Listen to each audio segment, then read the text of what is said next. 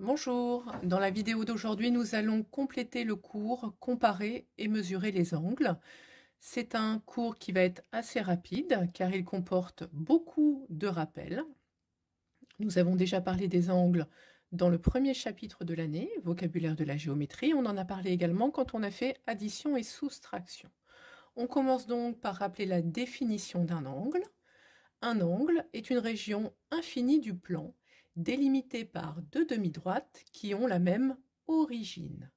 Je vous rappelle que le plan, ça veut dire tout simplement la feuille, et que donc, quand on a le dessin d'un angle, on pourra toujours prolonger les demi-droites si besoin. Concernant le nom que l'on va donner à cet angle, le nom mathématique, c'est l'histoire de la fourmi, souvenez-vous.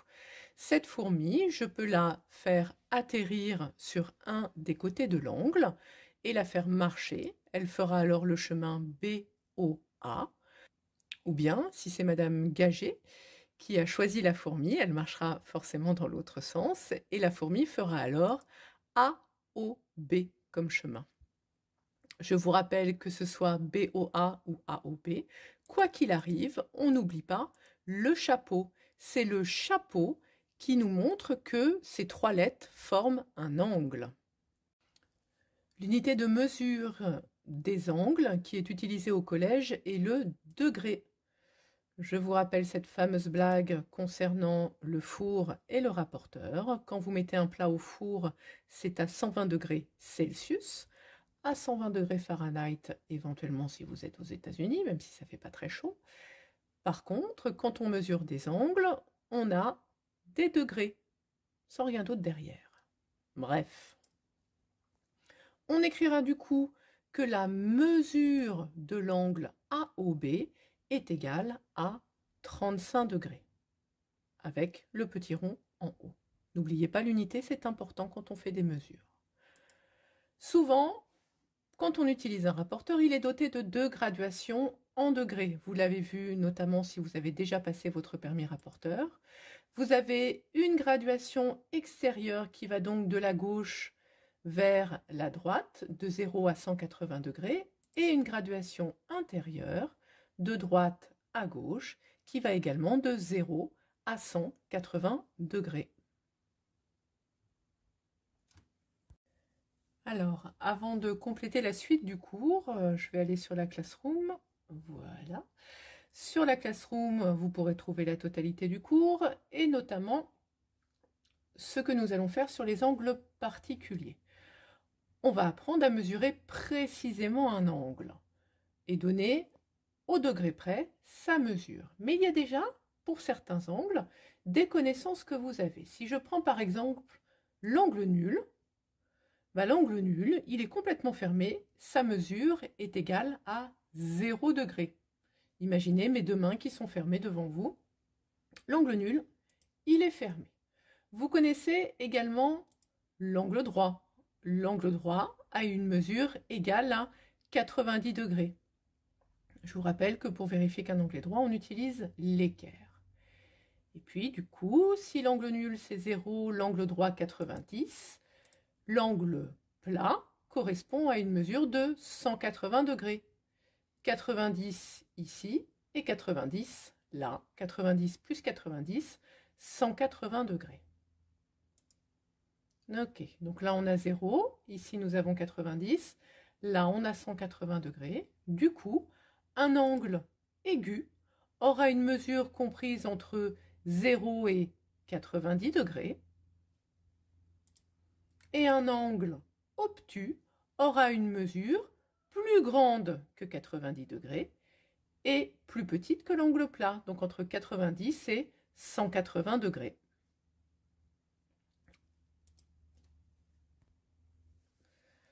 Retournons du coup dans le cahier de cours. Il existe 5 familles d'angles.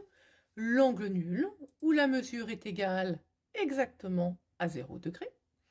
L'angle aigu, et je vais pouvoir faire un encadrement de la mesure de l'angle aigu entre 0 et 90 degrés. L'angle droit qui mesure pile poil 90 degrés. Attention, n'oubliez pas l'unité. Ou d'ailleurs, on va rajouter un petit codage pour Monsieur Delporte, on ne sait jamais. Car pour l'instant, il n'y avait rien sur ma figure qui indiquait que je l'avais tracé droit cet angle. L'angle obtus aura une mesure entre 90 et 180 degrés et l'angle plat aura une mesure égale exactement à 180 degrés. Quand on va vous demander quelle est la nature de l'angle, vous serez désormais capable, en regardant sa mesure, de me dire à quelle famille il appartient. C'est d'ailleurs ce que vous allez faire tout de suite dans l'exercice. Mettez la vidéo sur pause et faites l'exercice en dessous. Correction de ce petit exercice sur les angles qui n'était pas très compliqué. Si un angle IJK mesure 42 degrés, alors IJK est un angle aigu, puisqu'on est entre 0 et 90. Si l'angle BOC mesure 90 degrés, alors BOC est un angle droit et il faudra absolument penser à mettre le codage. Si l'angle XAY mesure 180 degrés, alors cet angle est un angle plat. Si l'angle VZT mesure 128 degrés, on a une mesure comprise entre 90 et 180, donc c'est un angle obtus, n'oubliez pas le S à obtus. Et enfin, quand on a une mesure qui est égale à 0 degré, on est un angle nul. Alors, nous allons parler maintenant de la partie droite de la feuille de cours. Dans cette partie droite, je vais pour l'instant uniquement vous présenter la méthode pour mesurer un angle et la méthode pour tracer un angle. Ne vous inquiétez pas, la partie qui est au milieu, ici, nous la ferons ensemble en classe, mais elle n'a pas d'importance pour l'instant.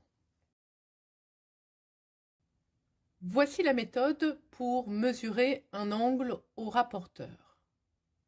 Je vous ai dit qu'il y avait 2 zéros sur le rapporteur, du coup, on va ici mesurer l'angle de 2 façons différentes et vous allez voir qu'on va trouver le même résultat. On va donc prendre un rapporteur et aller mettre le centre du rapporteur au sommet de l'angle. Vous vous souvenez, on vise le sommet. Ensuite, on tourne ce rapporteur pour que un des zéros touche l'angle. Et on lit ici la mesure sur l'extérieur, puisque c'est le zéro extérieur qui est sur le côté de l'angle. 10, 20, 30, 40, 50, 60, alors on est entre 70 et 80, 3 graduations précisément après 70. Du coup, la mesure de l'angle aigu ici est de 73 degrés.